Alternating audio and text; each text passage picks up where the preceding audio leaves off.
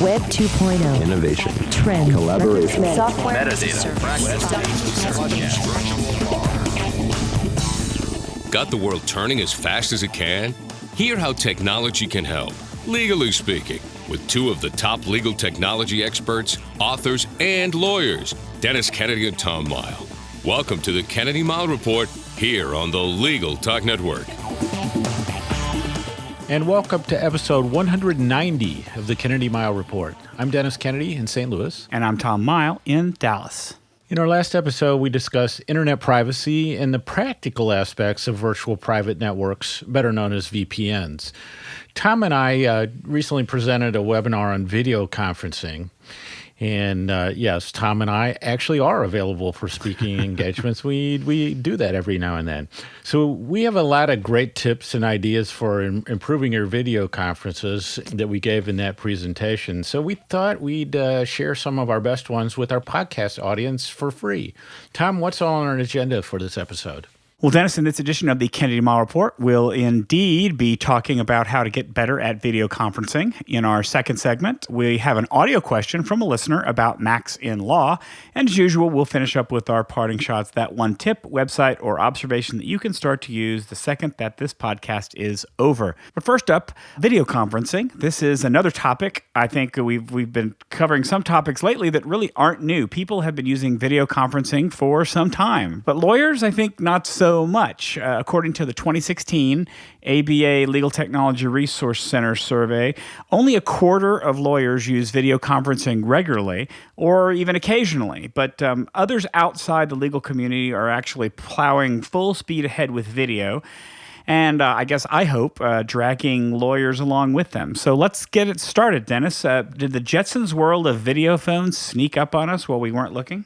You know, there is a little bit of sense of that. I mean, like you said, video conferencing has been around a long time, but I sort of think it's the FaceTime and the other video programs, the Instagrams, that sort of things where people are doing video calls. I think that has snuck up on us a little bit. And that's, partly younger generation, as everybody likes to say, that they're always all about video and FaceTime.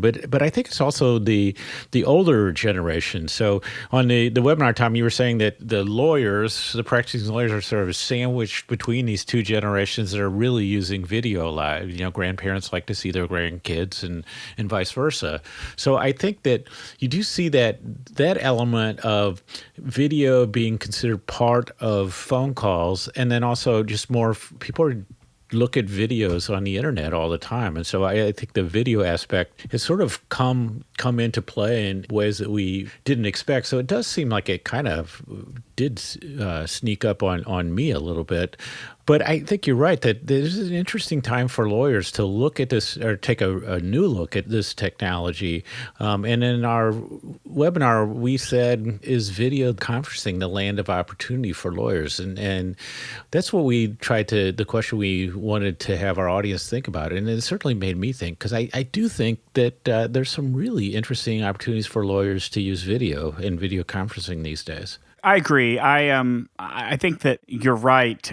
We're being dragged along by both the younger generation, who is all about Snapchat and watching YouTube videos all the time, the grandparents who want to watch, they were the ones who flocked to Facebook. Now they're watching their grandchildren on video. But it's not just them. It's the companies as well. It's the non-lawyer companies. I think that one of the statistics I found is that 58% of companies are utilizing some form of video chat regularly in their daily activities, and that this is resulting in a 30% decrease in travel costs because people are meeting virtually. So I hate to say that it's another instance of lawyers not adapting to technology as fast as other parts, but maybe that's it. I mean, when you look at the fact that the LTRC survey said that only about a quarter of lawyers are doing it, and what was actually interesting is that statistic was really that only about 4% of lawyers regularly use video conferencing, and then the rest, the 20% or so,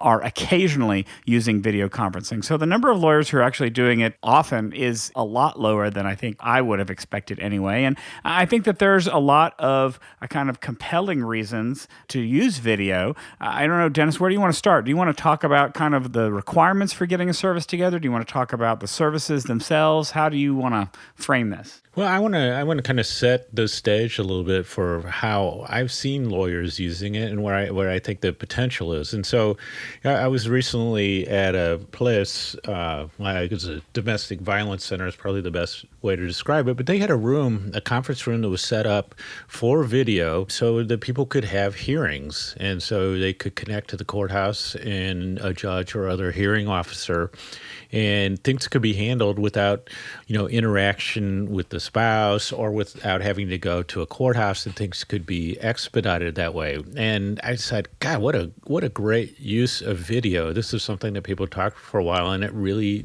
made sense. I work at MasterCard, and we use video conferencing all the time. So I'm used to that. Then I see lawyers are starting to do things where they have multiple offices where they're using video. In family law, estate planning, with elder law, there are definitely benefits of using video conferencing. And other times you have clients who just don't want to come into the office. It doesn't make sense to them. So video is possible there. And the other place, and I know you have some other examples too, Tom, but the one that really interests me is that the lawyers in a rural setting, where you have a lot of distance to go, and can you recover your travel costs? Do clients want to pay for that?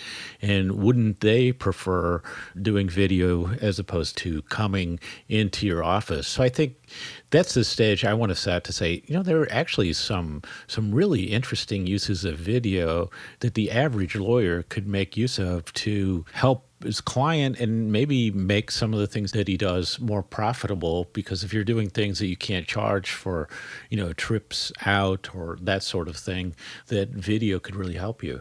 No, I agree. And I think that we could probably name off another dozen or so uses for videos with lawyers. But I think one of the things that the folks listening to this podcast should consider is what are the ways in which using video might work for you, whether it's depositions or hearings, whether it's clients who can't make it in from wherever they happen to be because of the weather, because of their age, because of other reasons. But let's kind of pivot just a little bit. Let's assume that makes the case for why people should use video. And let's really start talking about some of these services themselves. But before we do that, I kind of like to, before I really talk about the service itself, I like to talk about what a requirement is, what a lawyer's requirement should be for video services. Do you want to kind of tee up how you like to judge that sort of process to figure out what the right video service might be? Well, for me, as listeners of the show will know, I go to Clayton Christensen's Jobs to Be Done theory and say, okay, what am I hiring video conferencing to do? So I think you do want to have a good sense of what the job you're hiring video conferencing to do, because that, if you have a good feel for that, then that will drive the services that you will consider and maybe the hardware and software that you use. So if you say, what I'm going to do is just meet with people and facilitate long distance meetings. It could be that something as simple as FaceTime or a free video, one-to-one service would be what you're looking for. If you say, I want to collaborate on looking at drafts of agreements or whiteboarding or doing some other things, or there's an international or other unusual component to what I'm doing, that may be something different.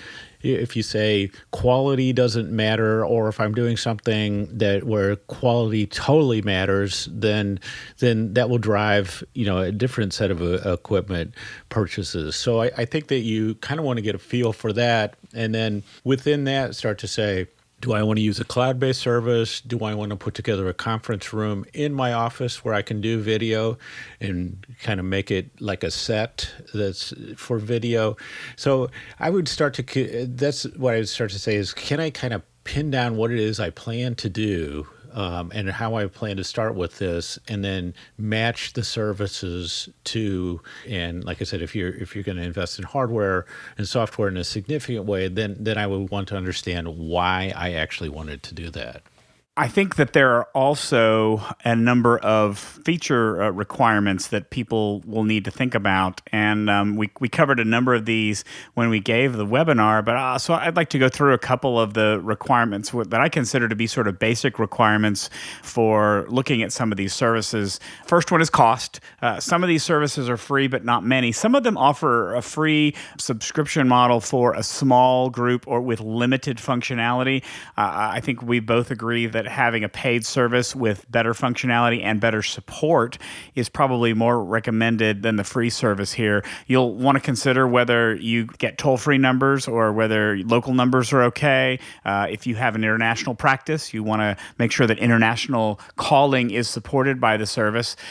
You want to think about whether there are collaboration tools that are there. If you only need video, then that might not be important. But if you want to show documents, if you want to have a whiteboard up so you can have a discussion and draw diagrams or do calculations or other things, you want to be able to share your screen and let other people get on your screen if you want. It's also, I think, useful to have a back channel chat function so that you can talk to others while the meeting is going on. I think the last basic requirement is support.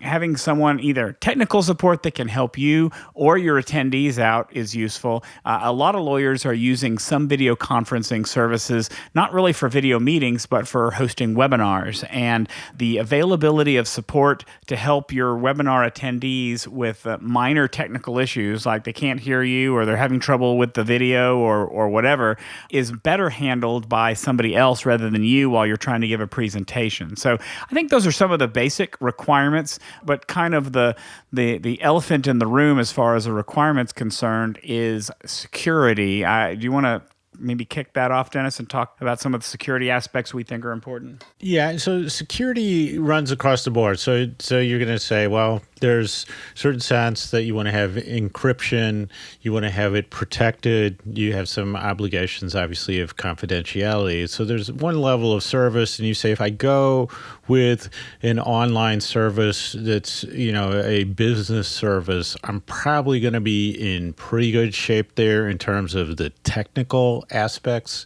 of video conferencing.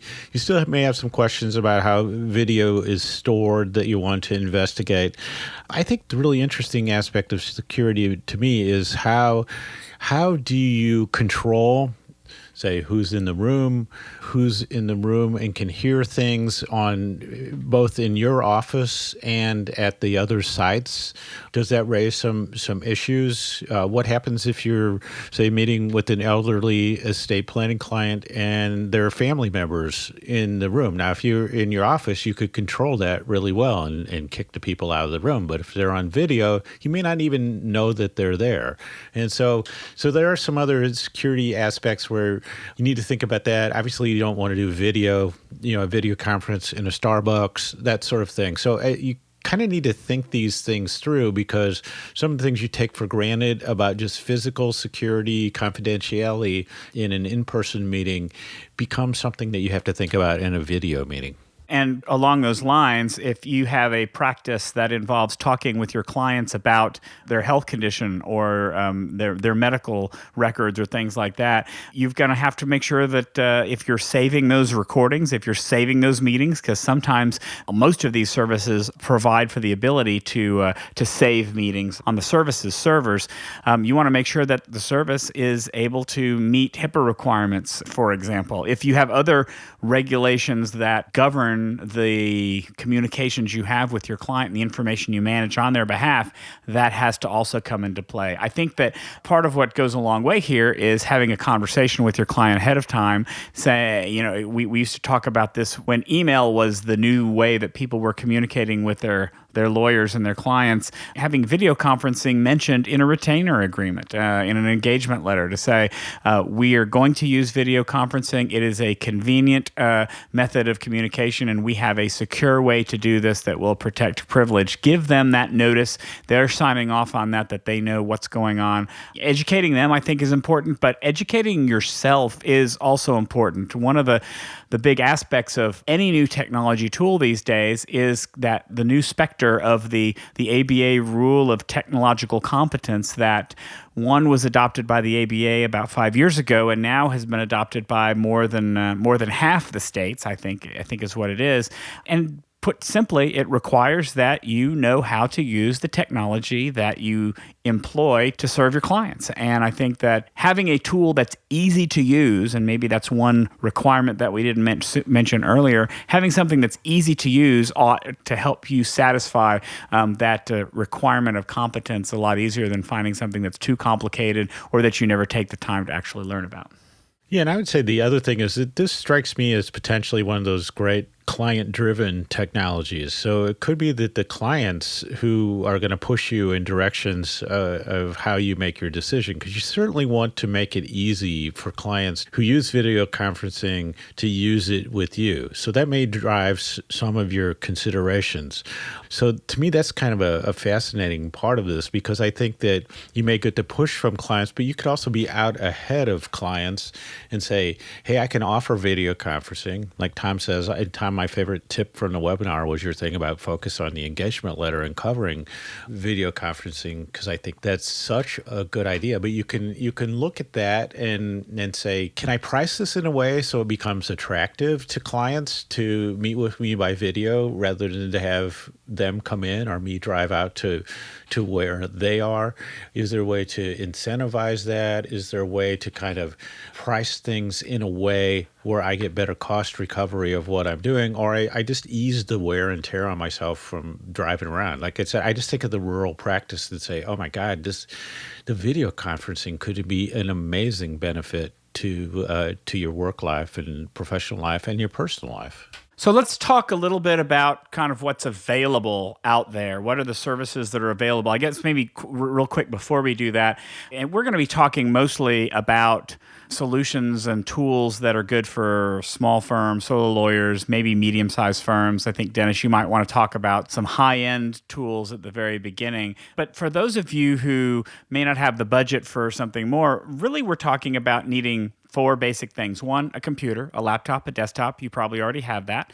2, you need a video conferencing service. We'll talk about some of those in just a second. You probably want some headphones. I think that talking to your computer without headphones, without a headset, sounds a little bit like the speakerphone effect, and it sounds like you're far away, not particularly professional, not the worst thing in the world, but at the same time, you may look a little awkward on video with a headset on. And then finally, whether you need a webcam or not. Most computers nowadays have cameras built into them, but you may decide you want to have a stationary webcam at your desk that has maybe a little better resolution, that it has higher quality images, so that you can just have a much higher quality picture.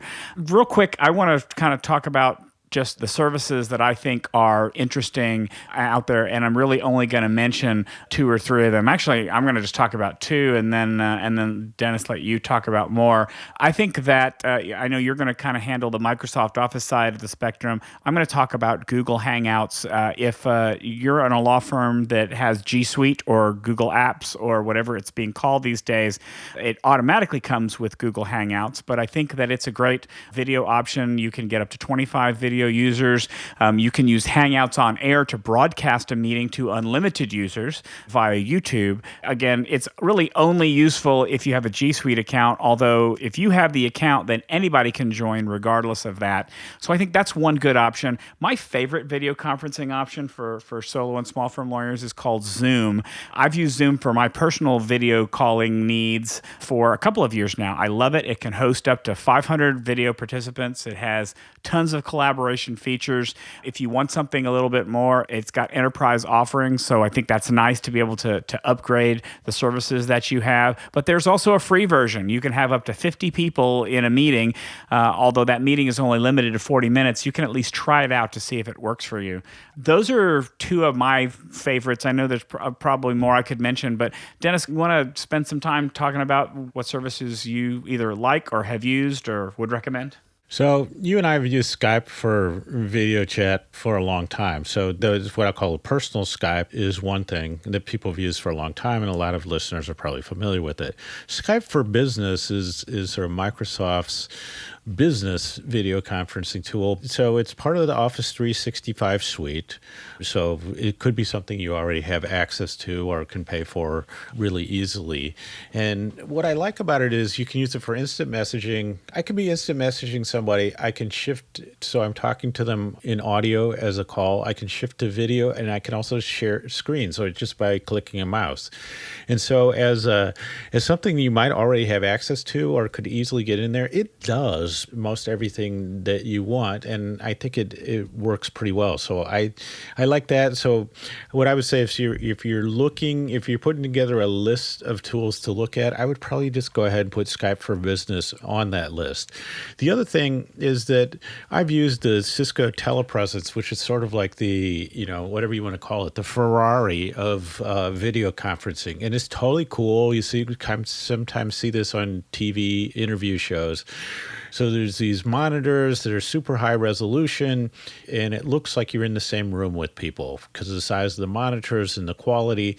And it's kind of a weird effect because you can be in a meeting in a room with people in different parts of the world, and you see people well enough that you almost want to, you can compliment them on what they're wearing or their watch or whatever. And there are times where I almost felt like I wanted to lean over and whisper to something, and then I realized they were in a completely different city. So that's the sort of high end. That's cool to see. But what's interesting is that some big law firms and some other video conferencing centers in certain cities make that stuff available. So you could have, when you need the really high end stuff, you might be able to rent a room for an hour or so or whenever you need it. And so instead of investing in the elaborate equipment and stuff like that, you could just rent some time at a place and do the video conferencing that way. So I think there's a number of things out there, WebEx, GoToMeeting. You can take a look at all of those. But again, it's sort of focusing on what you think is important and then moving on with that. Tom, I know that we wanted to do a lightning round of our favorite video conferencing tips.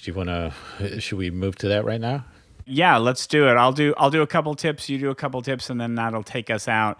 So I think, first of all, good lighting is really important. Having lighting above and behind you tends to cause a lot of glare and a lot of shadows. So the worst of all possible worlds. You want to make sure that the light is around to the front. You keep the background a little bit dark, all the light on you. It definitely makes for a better image for you. Again, having the right webcam can also be important. Look at Logitech. Logitech's got some good webcams. The C920, the C930 are really pretty good cameras that you'll definitely want to look at. And then I will say always, also be early for your conference, whether it's video or audio. Frankly, I think that it's really not good when a lawyer is 2 to 3 minutes late, keeping the clients waiting online. The other reason why being early is a good idea is that often your video conferencing software may choose that exact moment to update itself, which forces you to wait. And so I think try to fire up that video software ahead of time and get those updates out of the way. Dennis, what about you? I mean, I can't say enough about lighting. I feel like I spend 4 times the time in prep on lighting when I'm doing video than I do on anything else, especially if I'm doing a video webinar. But I do focus on the audio. I mean, you mentioned using a headset. In some cases, you might want to use a good microphone. Sometimes people talk about, I know on the webinar, somebody asked us about speakers in the room and stuff like that. And my feeling is if you're going to invest money, you invest it in the pickup side of things. So in a good microphone, that sort of thing, because audio is important. It can be hard to hear people, and you want to eliminate that as an issue.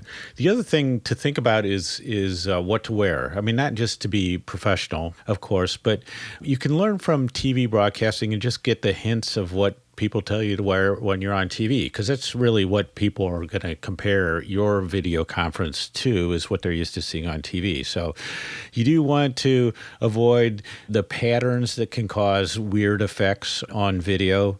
You want to not kind of choose colors that wash yourself out. You don't want to have glittery or sparkly things that are distracting. So for me, it's like the light blue dress shirt, navy jacket, and you're generally going to be in good shape. A little tan, self-tan never hurts, so you can consider that. And then Tom, the last thing I would say is I always like to remind people that on video conferencing, you are always on, and you need to be aware that people can see you. So you want to avoid doing other things, having stuff going on behind you, rolling your eyes, making faces, all those sorts of things, because people can see you. And so you need to kind of think of this as a production and a performance, and think about you're on a set and it's not that you're acting, but you're definitely on screen all of the time. Okay. I think it's probably time to wrap this up soon, but let's leave our listeners with some tips for either getting started or kind of moving forward with video conferencing. I'm just going to do one. I know, Dennis, you're kind of a rule of three guy, but I'm going to do one quick tip, and that is to take advantage of the free services that are out there just to test them out. So I may not recommend that you stick with them, but go to Zoom and sign up for the free service. You can have 50 people attend, you can have 40-minute meetings, but at least it gives you the opportunity to test it out, to really kick the tires, figure out whether it's for you, whether you like it or not. I like that feature in a lot of these services, being able to try it for free and make a decision whether you like it before you invest in the better, more substantive services that are offered at the higher subscription levels. Dennis, what about you? Yeah, I always emphasize that question of what are you hiring video conferencing to do? Ask that question, really think it through. And then what I always suggest to people is take out a piece of paper or give yourself 15 minutes and then say, can I come up with 3 or more ways where I might use video, either for a client or a matter or for something to try, and say, let's identify something that I would like to do with somebody who would like to try it, and let's see how it works in kind of a safe, non-threatening way that might pay off for me. And like I said, if you're driving around to places, that's to me a great place to start looking at video conferencing. And before we move on to our next segment, let's take a quick break for a message from our sponsor.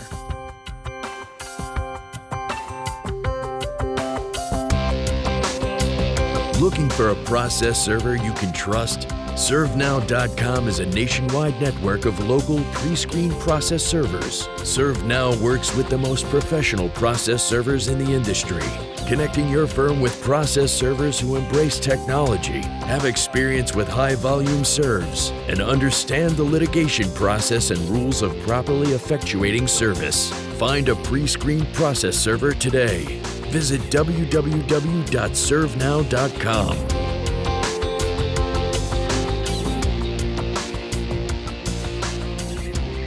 And now let's get back to the Kennedy-Mighell Report. I'm Tom Mighell. And I'm Dennis Kennedy. We're excited to have another audio audience question for this episode. Our listeners and our producers really like this segment, and I love audio questions because I don't have to come up with a topic for this segment. So let's go right to the question. Hi, Dennis and Tom. This is Deborah Savadra with LegalOfficeGuru.com, and I spend my time training lawyers on Microsoft Office for Windows, but I'm getting more and more calls for doing the same sort of training on Mac. What's your take on how many lawyers are actually using Mac?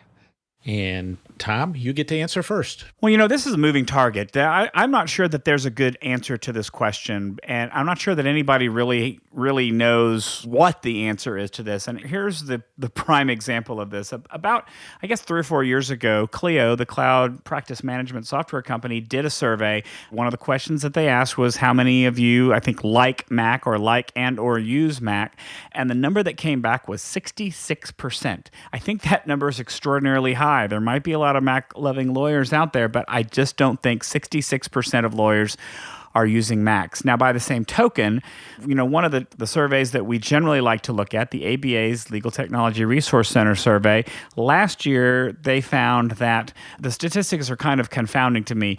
They say that 12% are using Mac desktops, 20% are using Mac laptops, but only 8% are using the Mac operating system. Now, it's entirely possible that people really didn't understand what the question was, but if we're most generous, then we're saying that maybe 20% of lawyers are using Macs. I'd argue that it's lower than that, but that's about as far as I'm willing to go at this point. I think somewhere between 10 and 20% is probably my best guess. What about you, Dennis?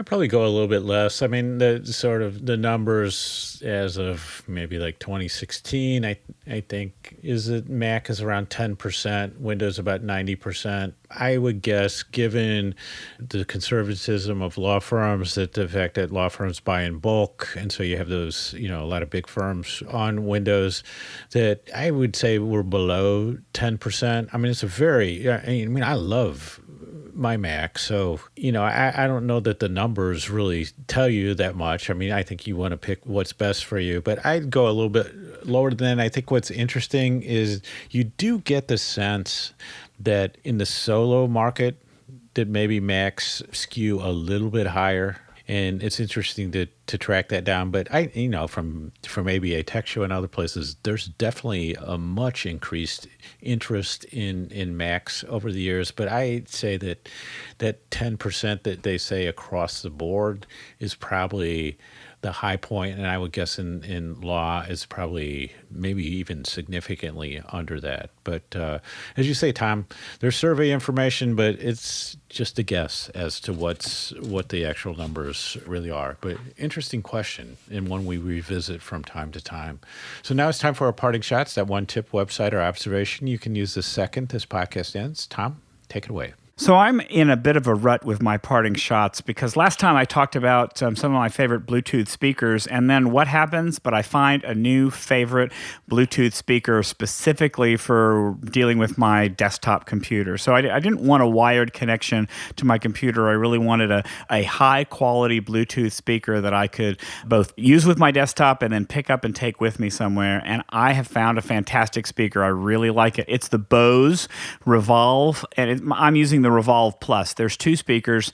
One is called the Revolve. The other was called the Revolve Plus. There are, like you might expect from Bose, a little pricey. The Revolve is $199. The Revolve Plus is $299. But I'll tell you, the quality between the UE Boom speakers that I would recommended in the last podcast and these, the difference in quality is really striking. I mean, I get very, very high quality sound out of this speaker. I would recommend it in a heartbeat if you've got the money to spend on it. The Bose Revolve Plus SoundLink Bluetooth speakers are really, I think, worth the money. Tom, are you up to triple figures in speakers in your house yet? It seems like you got to be close. I'm getting there slowly. So my parting shot is, as people know, I'm the chair of the ABA's Legal Technology Resource Center board this year. And so one of the things that LTRC has done over the years is what we call Women of Legal Tech. And so the new class was announced for 2017 at ABA Tech Show, and we'll put a link on the site, but you can find it on the LTRC site. And I just really have a big hat tip to Heidi Alexander, who came up with this idea for a blog post of all the women in legal technology a couple years ago. And I saw it and I was like, this is the greatest thing I've been trying. I just got so tired of hearing people say, we can't find women to speak on technology topics. And I go like, there's a zillion of them. And, I was already in the practice of, if you ask me for recommendations for speakers, I usually give 3, and there's always going to be 2 women in the ones I give. So Heidi offered the follow-up to this to LTRC, and I said, let's do that, and we'll come up with a way of doing it every year. And so they add a class every year. And there's a committee of women who select this. And I just think it's really helpful. And one of the best things about it to me was I heard that from this year already, somebody who was in this class got a really great speaking gig on technology. And when she asked the organizer, they said the way they found her was because she was on this Women of Legal Technology list. And, that made my year, actually, for LTRC, because I think it's a great thing. So great group of people on this list. The ongoing list is great. And if anybody tells you that they can't find women speakers, just point them to this list and tell them that they're not doing their homework at all. Yep. Nope. It's a great list. It's a great resource, too. So that wraps it up for this edition of the Kennedy-Mighell Report. Thanks for joining us on the podcast. You can find show notes for this episode at tkmreport.com. If you like what you hear, please subscribe to our podcast in iTunes or on the Legal Talk Network site, where you can find archives of all our previous podcasts. If you'd like to get in touch with us, please email us at tkmreport@gmail.com or send us a tweet. I'm at Tom Mighell, and Dennis is at Dennis Kennedy. And don't forget, we really love those audio questions, so please keep them coming in. There's a place to submit them on the Legal Talk Network site. So until the next podcast, I'm Tom Mighell. And I'm Dennis Kennedy, and you've been listening to the Kennedy-Mighell Report, a podcast on legal technology with an internet focus. Help us out by telling a couple of your friends and colleagues about this podcast. Thanks for listening to the Kennedy-Mighell Report. Check out Dennis and Tom's book, The Lawyer's Guide to Collaboration Tools and Technologies, Smart Ways to Work Together, from ABA Books or Amazon. And join us every other week for another edition of the Kennedy-Mighell Report, only on the Legal Talk Network.